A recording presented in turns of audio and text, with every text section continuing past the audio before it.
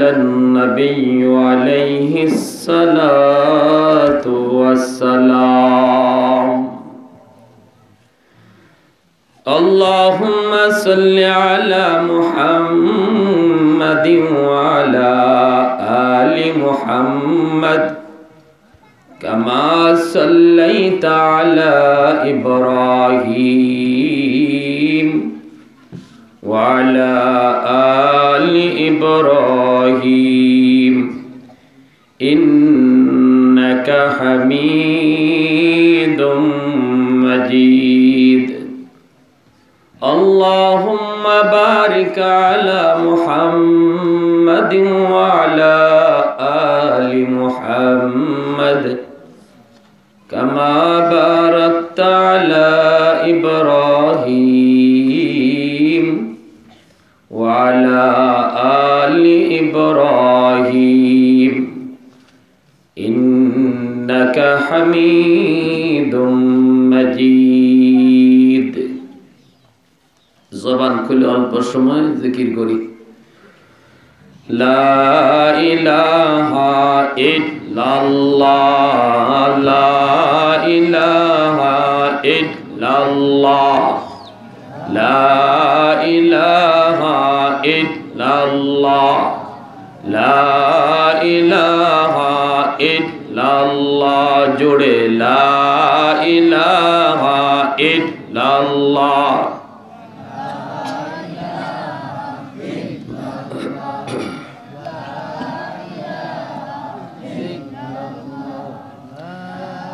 لا إله إلا الله تو دل میں تو آتا ہے سمجھ میں نہیں آتا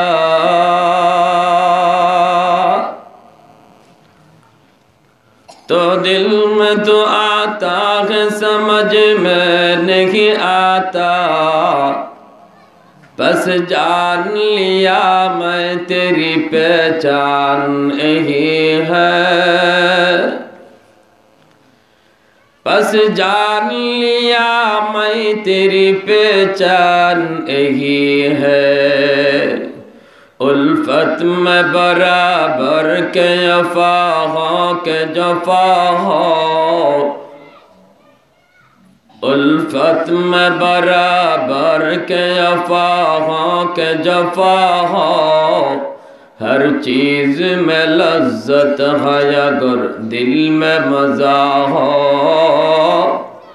ہر چیز میں لذت ہے اگر دل میں مزہ ہو یک چشم زدن غافل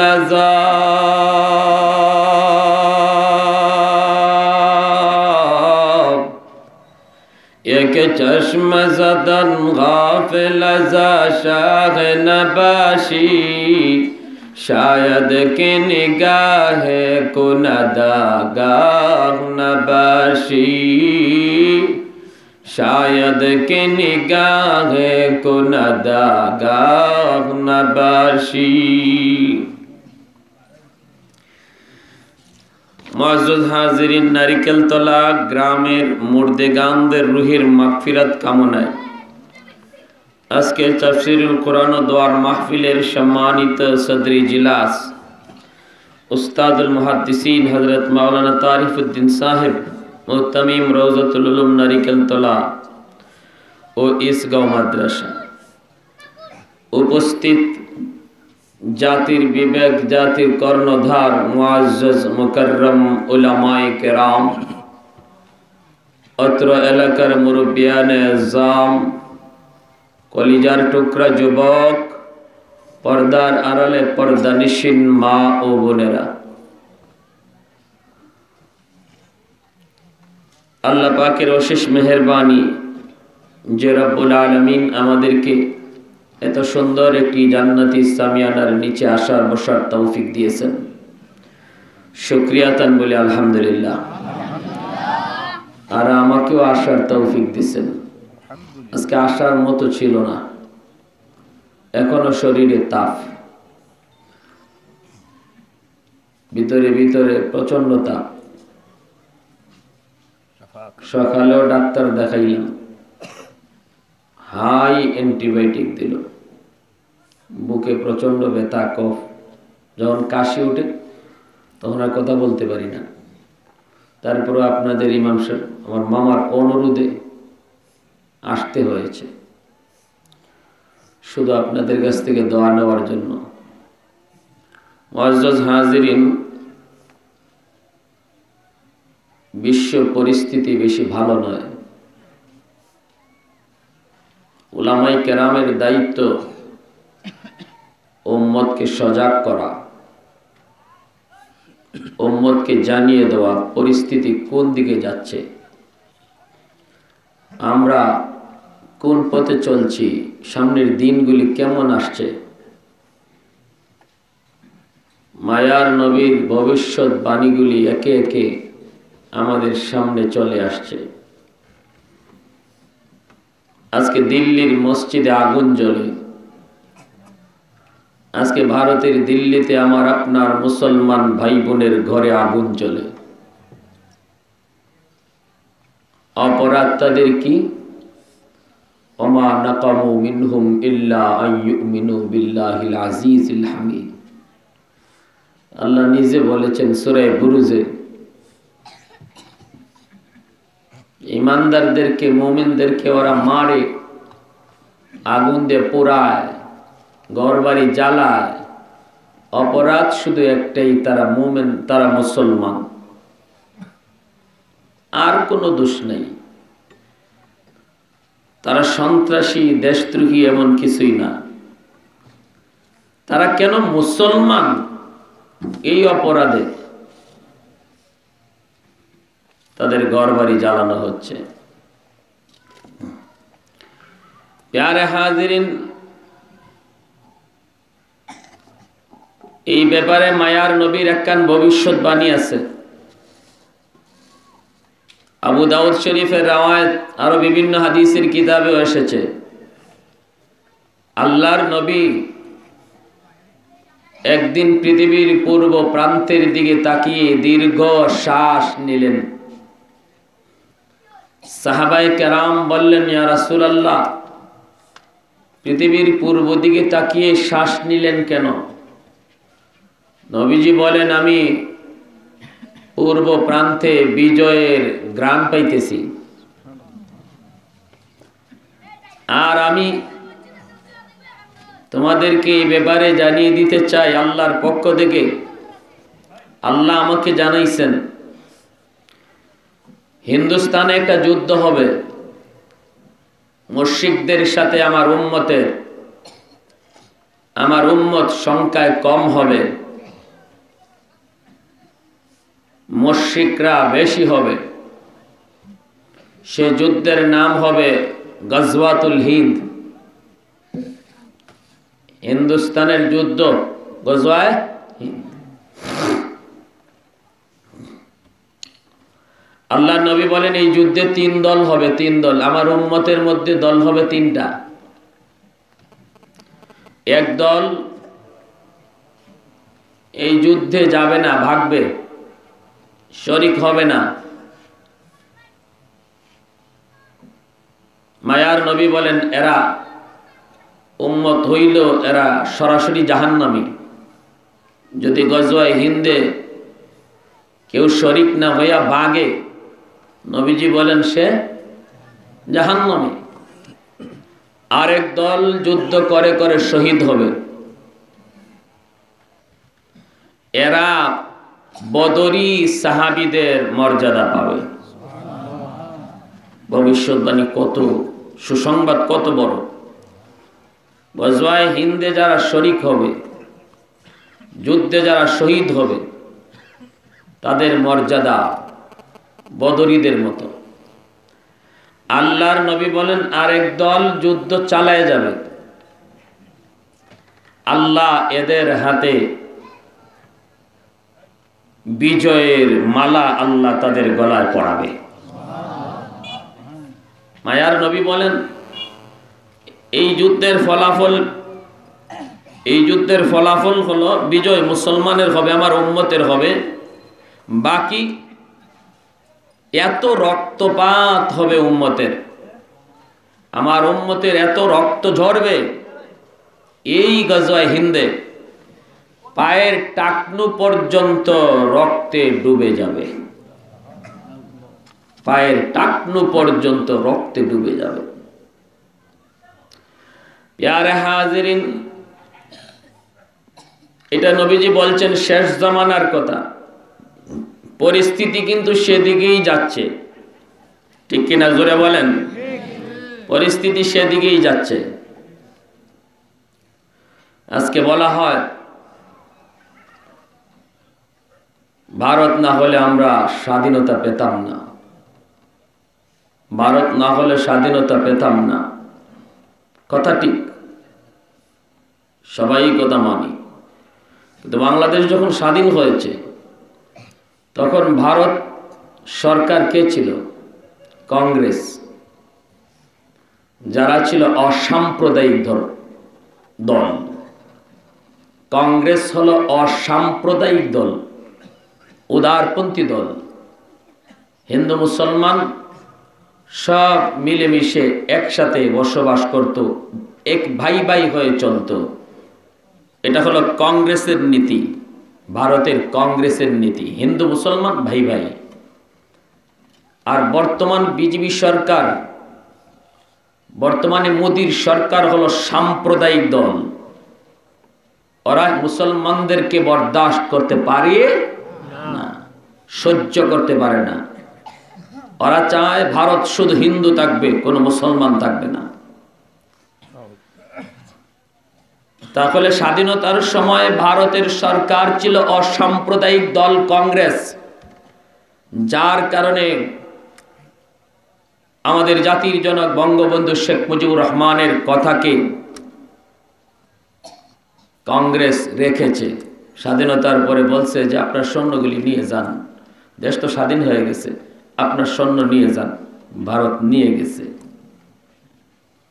কিন্তু বলে দিই, যদি ওই সময় কংগ্রেস ক্ষমতাসীন না হইয়া মোদির দল ভারতে ক্ষমতায় থাকতো, বাংলাদেশ স্বাধীনতার স্বপ্ন আরো দেখত। পাকিস্তানের গোলামি সাইরা ভারতের গোলামিতে ঢুকতে হতো।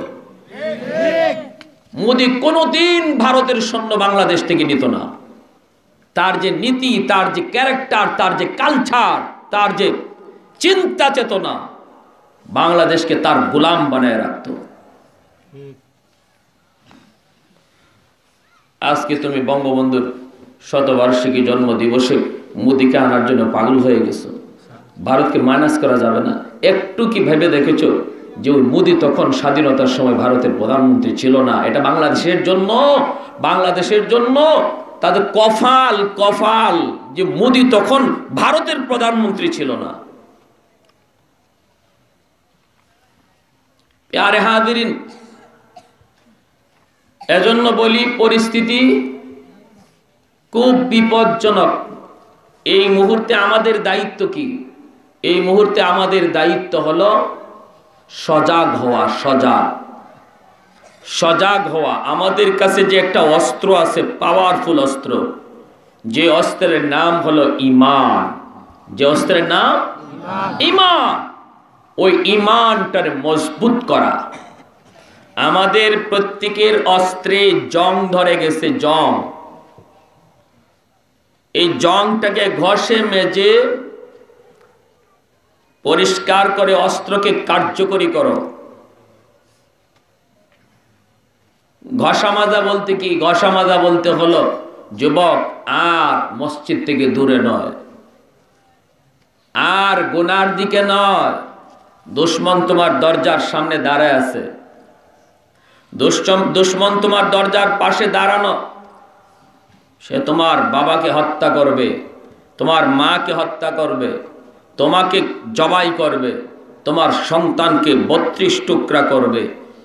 তো দুশ্মন দরজার পাশে দাঁড়ায় আছে, ওই অবস্থায় তুমি আর ঘুমায় থেকো না, জাগো, জাগো। হাতটারে ওই হাত বানাও যে হাত আল্লাহর কাছে তুলতে দেরি হয়, কবুল হতে দেরি হয় না।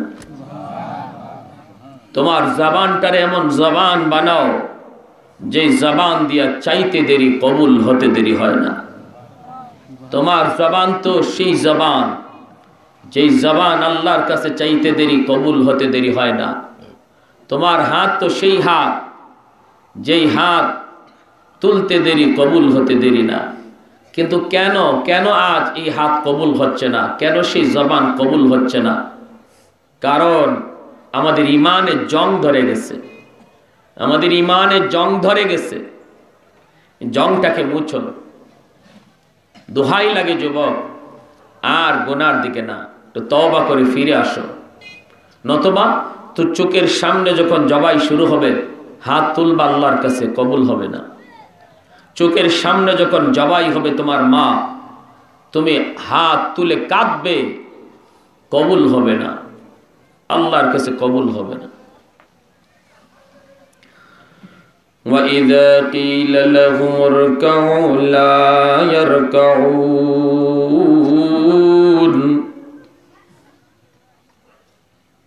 একটু জবাব চাই, জবাব।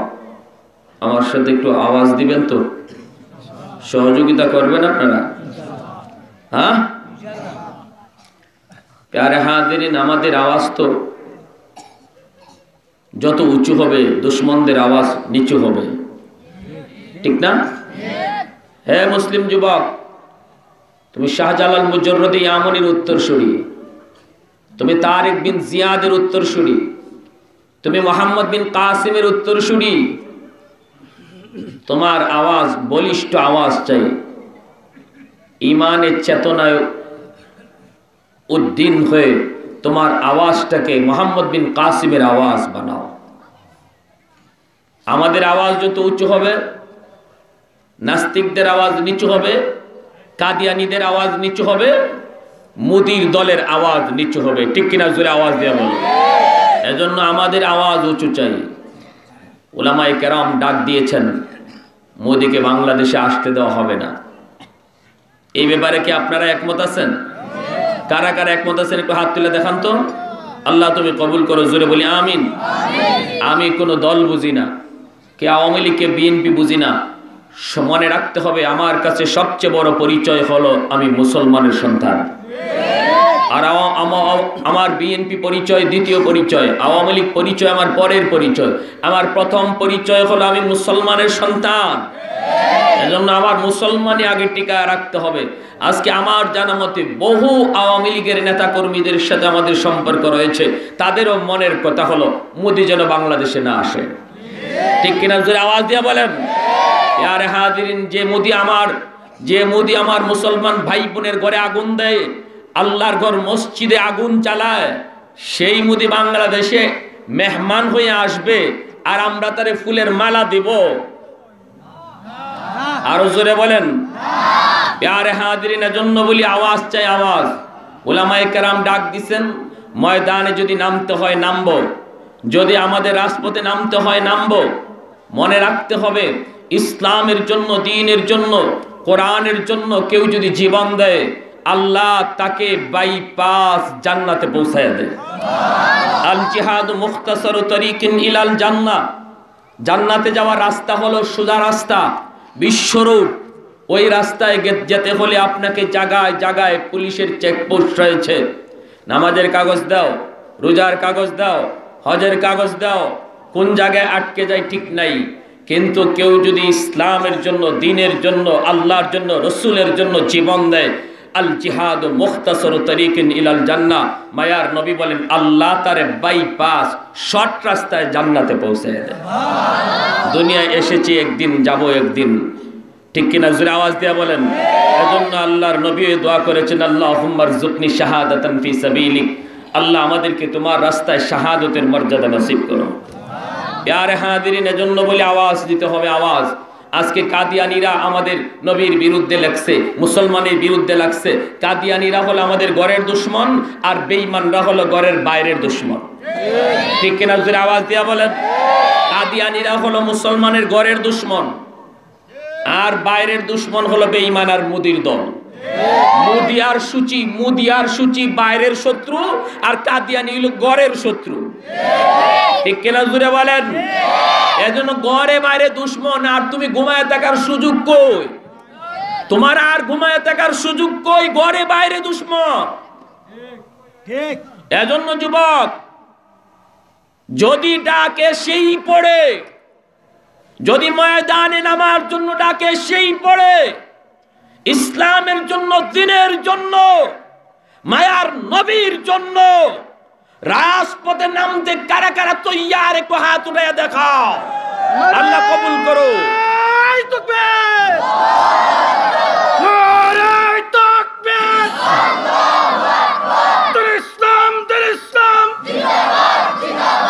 ইসলামের শত্রুরা হুঁশিয়ার সাবধান। নারায়ে তাকবীর।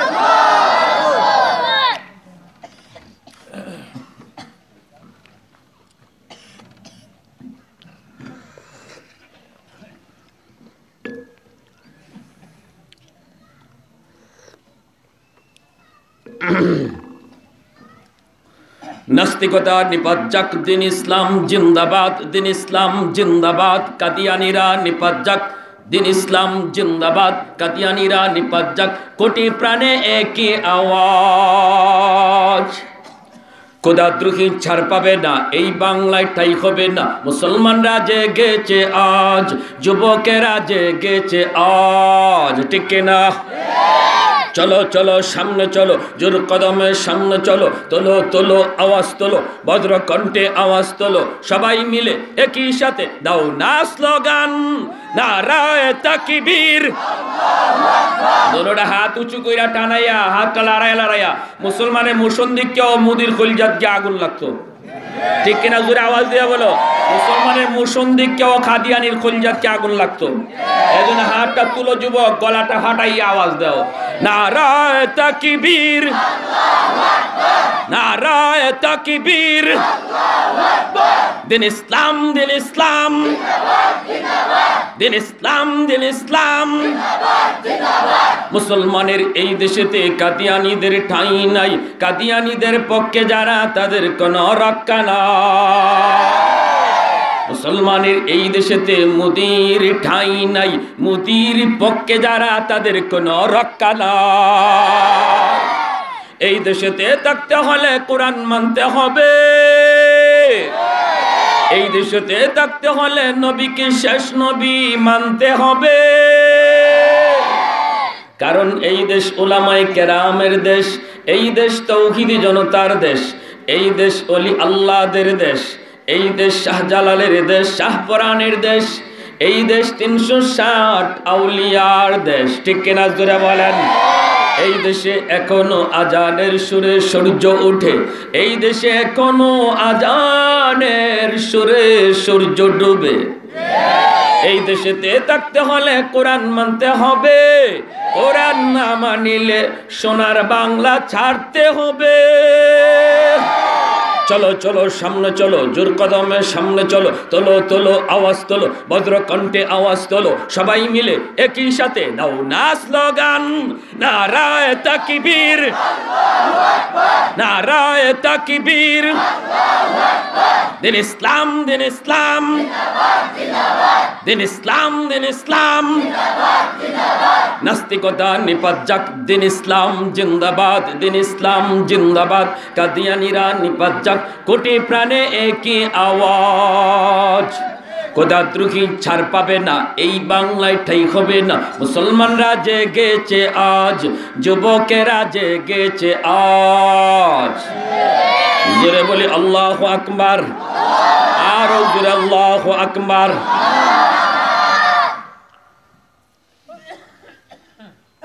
রাজপথের নামলে যদি গুল্লির অর্ডার হয়, ফিট দিমু না বুক দিমু? আরো জোরে ফিট দিমু না বুক দিমু? ফিট দে কেডা? যে ভাগ্য যায় হে।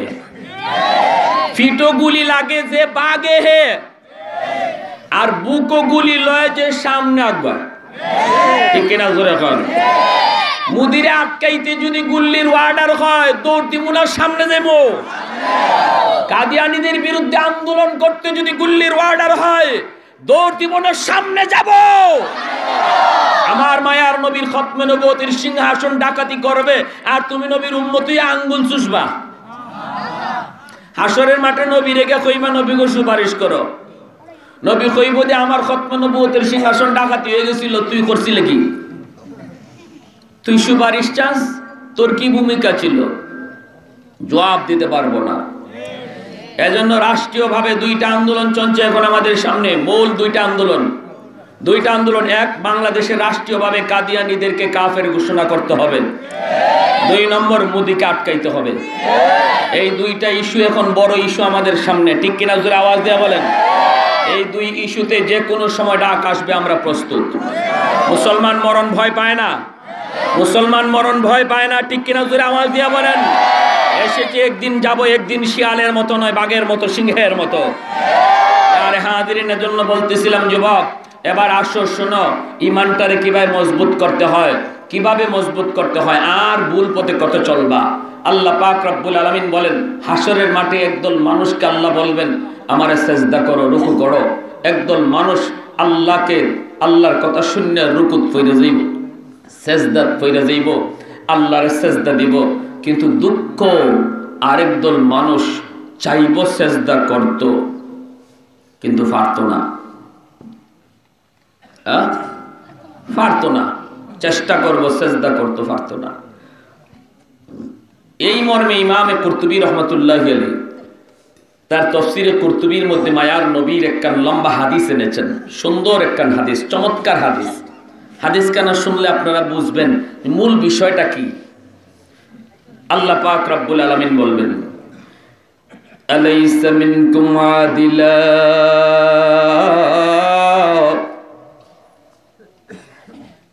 হাসরবাসী মানুষদেরকে আল্লাহ পাক লক্ষ্য করে একটা ঘোষণা দিবেন। ঘোষণা, আসুনি তোমাদের ভিতরে এমন কেউ ইনসাফের সাথে জবাব দিবা।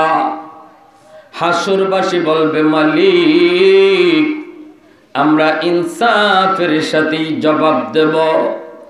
কি জানতে চাও তুমি বলো।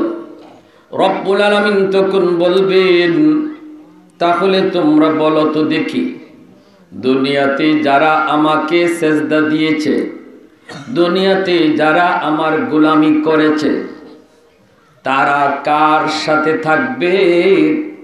আর যারা আমার গোলামি করে নাই, আমাকে সেজদা দেয় নাই, ওরা কার সাথে থাকবে? ইনসাফের সাথে জবাব, ইনসাফের সাথে জবাব দাও। এই কথা বলা মাত্রই হাসরবাসী কইব, মালিক ইনসাফের জবাব হলো যে যার গোলামি করেছে তার সাথেই জান্নাতে থাকবে। যে যার গোলামি করেছে তার সাথেই তার হাসর। আল্লাহ পাক রব্বুল আলামিন তখন বলবে, ঠিক বলেছো। অতএব যারা আমার গোলামি করো নাই, আমার কদমে সাজদা দাও নাই, গায়রুল্লাহর পূজা করেছো, গায়রুল্লাহর গোলামি করেছো, ওদের সাথে তোমরা জাহান্নামে চলে যাও রে। ওয়ামতাজুল ইয়াউমা আইয়ুহাল মুজরিমুন।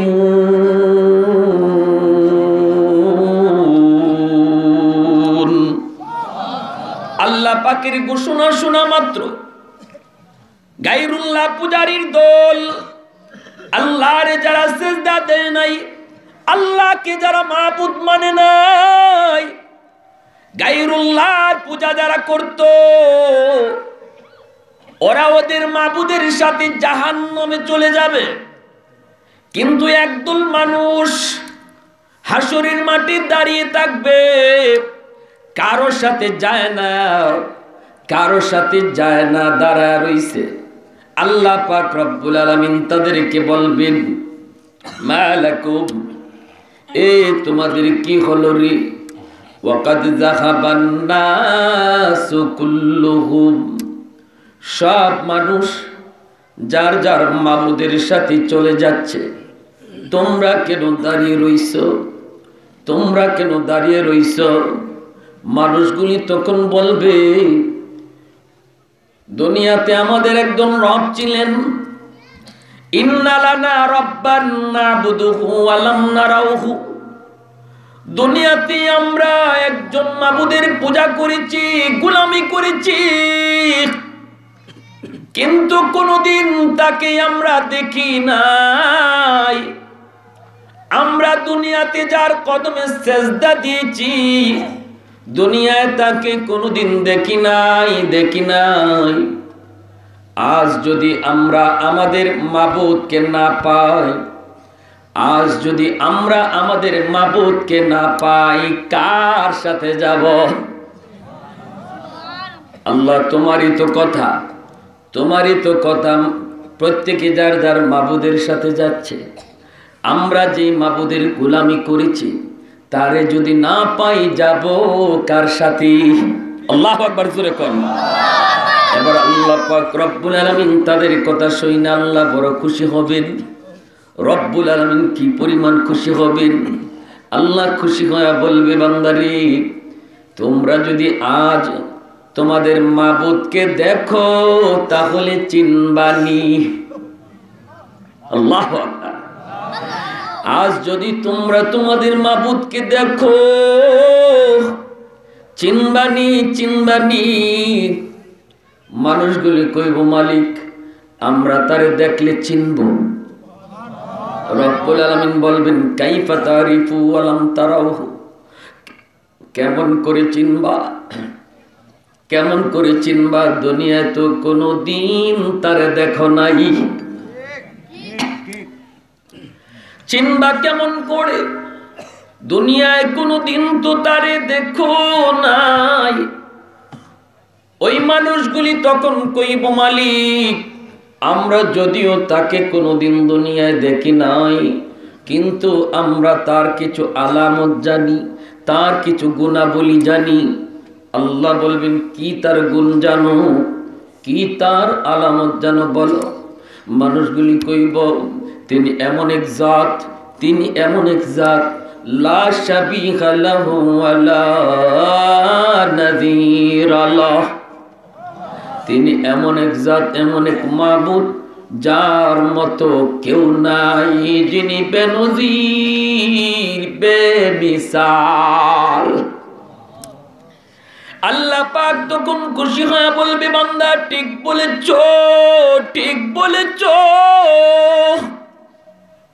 এতক্ষণ পর্যন্ত যার সাথে তোমরা কথা বলতেছ, আমি হলাম তোমাদের সেই রব, আমি হলাম তোমাদের সেই মাবুদ। বান্দা, দুনিয়াতে আমি আল্লাহর না দেইখা সাজদা দিছো, আজ না দেইখা নয়,